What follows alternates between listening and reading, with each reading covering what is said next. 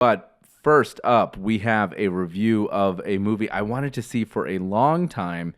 And because I've been traveling a lot, I think there has been more of an onus on myself to go seek out different restaurants that are popular in each area that I'm visiting, whether I'm in Colorado or whether I'm in Arizona or whether I'm in California or anything like that. I want to try to find that restaurant that really is making headlines and try to diversify my palate.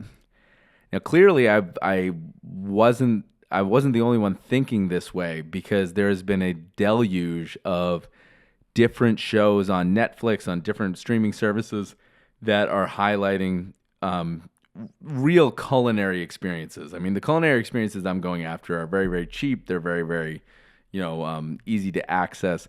But there's a different level, a higher level of culinary experiences in these Michelin places that have been popping up in urban areas around our country.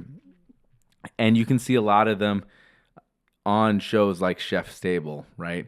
You can see, we've grown a lot from the original food shows that there used to be in Man versus Food and diners, drive-ins, and whatever it's called, the Guy Fieri show, to seeing real chefs, display and plate something not akin to food, but something more akin to kind of art on a plate. Something that you'd feel bad eating if you got presented with it.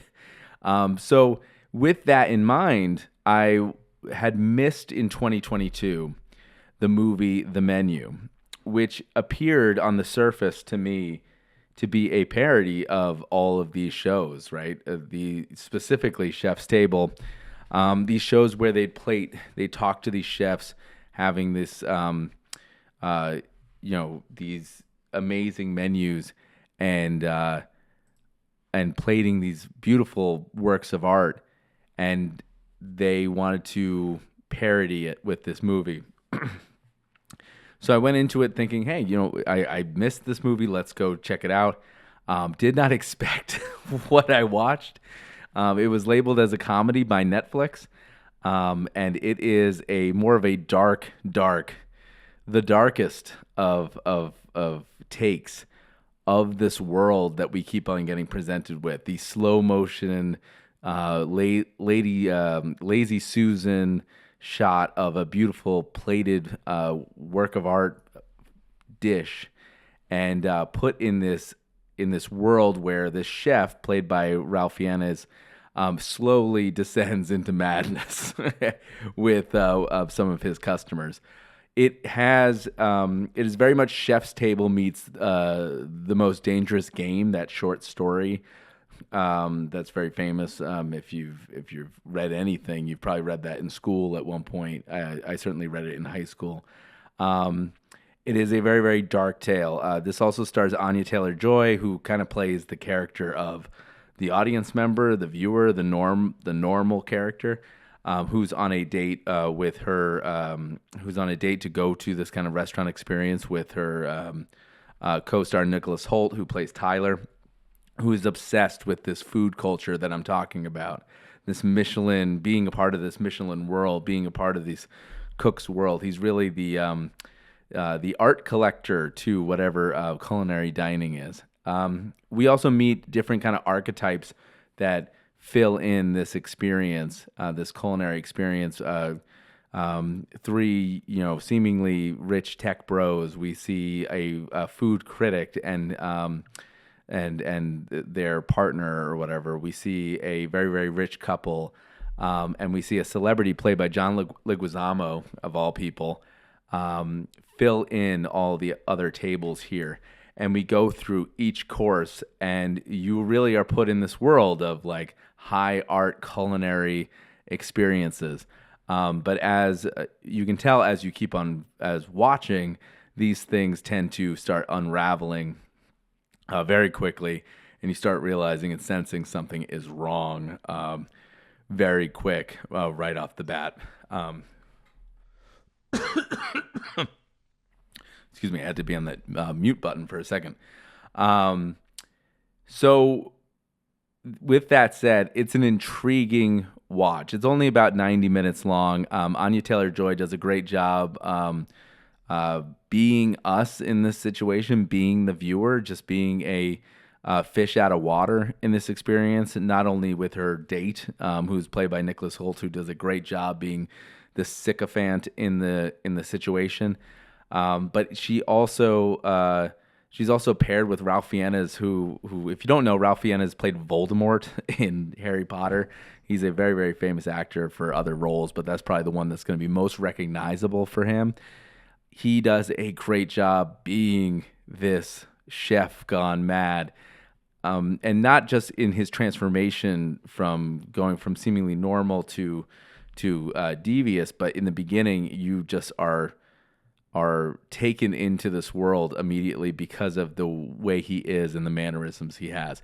It is the high, fine dining version of watching something like The Bear, but without all the hard edges that The Bear kind of brings to the fine dining. This is it keeps you on the edge of your seat. It very much is a thrilling watch. And it made me kind of think about some of these experiences, right, that we see every single day on Netflix, right? I was not a big connoisseur of some of these shows like Chef's Table until very recently, when I was in the area of Arizona and I was near one of the restaurants that were highlighted on Chef's Table Pizza. And I'm sure, I'm sure nobody highlighted in the show wants to be compared to this movie, but this movie is a parody of those types of shows. We've all seen this overindulgence of these shows in different versions in various versions, right? I mean, you can even go to the Great British Baking Show and see the types of shots that these shows really have defined, right? They've really created a genre of like, hey, you can take your camera and you can slow pan across a beautifully plated dish, and all of a sudden it seems to be entertaining and it elevates it to a high level. Recently, I was in Scottsdale. There was I got the opportunity to go to Pizzeria Bianco, which is featured in one of the first episodes of Chef's Table Pizza. And I had gone to the restaurant just knowing that it was highlighted, and didn't go to the downtown one. I went to the one that was a little bit north of Phoenix. And I had wished I watched the episode of Chef's Table before I had gone there. Because it was much more enlightening to see and hear the backstory of the particular chef from the Bronx and then go eat his food. It seemed to me, being in an urban area that has a lot of culinary experiences, it wasn't mind blowing. The food that I had, it was really good. I'm not saying it wasn't a bad experience, but I wish I had had that context of seeing that show before I had gone, because I would have ordered differently, and I would have probably, had that context in mind. And it makes you realize that these shows, by adding that little bit of context behind the creation of the food, is what generates the interest. Because had I not known that this restaurant was on Chef's Table, I probably wouldn't have gone. It was that interest knowing that there was something behind this, and Netflix's presentation of this food kind of had elevated it into a higher status than it probably should have been in the first place. Because at the end of the day, it's just pizza, and it's just pizza, right? It's pizza shot beautifully with a low aperture and a low f-stop in slow motion, and it's beautifully captured in a cinematography way. But at the end of the day, it's still pizza, right? So this movie, in comparison with some of these presentations that we've been seeing over and over and over again, just hits perfectly, because it is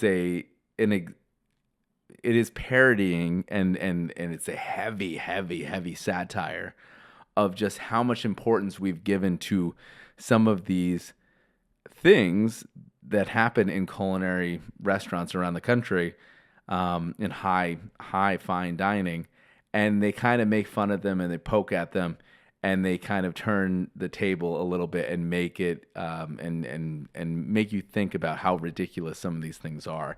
I know I've been to fancy restaurants before where you're served very little food, and you're you're kind of you're I think you're supposed to be amazed by the presentation, and sometimes I think people resist saying what they actually feel in those situations where they're like, well, there better be 35 more of these plates coming out, right?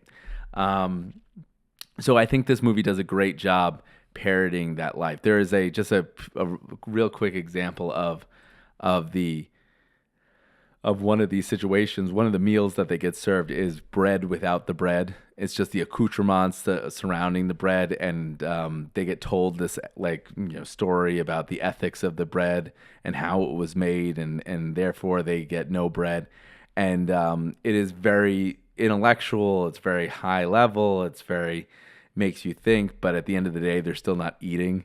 And I think it's just a perfect parody of some of these things that we've been presented with. So if you've ever felt FOMO, I guess is what I'm saying, from seeing these high dining, high culinary experiences, fine dining experiences, watch The Menu, because it's a perfect lampooning of those situations. And you're very quickly, your feeling of FOMO is going to fall away after watching this movie, because it's such a perfect parody. It is very dark. I will warn people. It's a very, very dark comedy. It's more of what I think horror films should be is this movie. Horror films tend to, rely on old cliches. Excuse me. Sorry, I've been nursing a cough. Horror movies tend to fall upon these old cliches that make you scared. This movie does make you tense while you're watching it, so be aware of that. It is a horror movie for people who don't like horror. It's a very dark comedy. It is gory at times, but it is a very, very, it's probably what people would call a dark comedy. So go into it with that kind of mindset, and I think you'll enjoy yourself. It's a very, very fun experience, and it's definitely going to make me look at Chef's Table in a different light. I hope that none of my chefs are Ralph Fiennes in the future. But yeah, that is the Menu. It came out in 2022, and it is a fantastic watch. I got to watch a little bit of it on a plane coming back last night, and while it was very, very, very, very, very, very bumpy, it kind of distracted me a little bit from the flight. So I'm forever grateful for this particular movie. And again, that's the director. That's The Menu, directed by Mark Mylod. That stars Ralph Fiennes and Anya Taylor-Joy. Both incredible performances by the both of them. When we get back, we're going to take a quick break here, and we're going to talk a little bit about Yankees spring training. Brian Cashman had a lot to say. Marcus Stroman had a lot to say. And we'll talk about a little bit about the Yankees' financial might on this episode of the Powell Not Found podcast, coming to you soon. Let's take a quick break.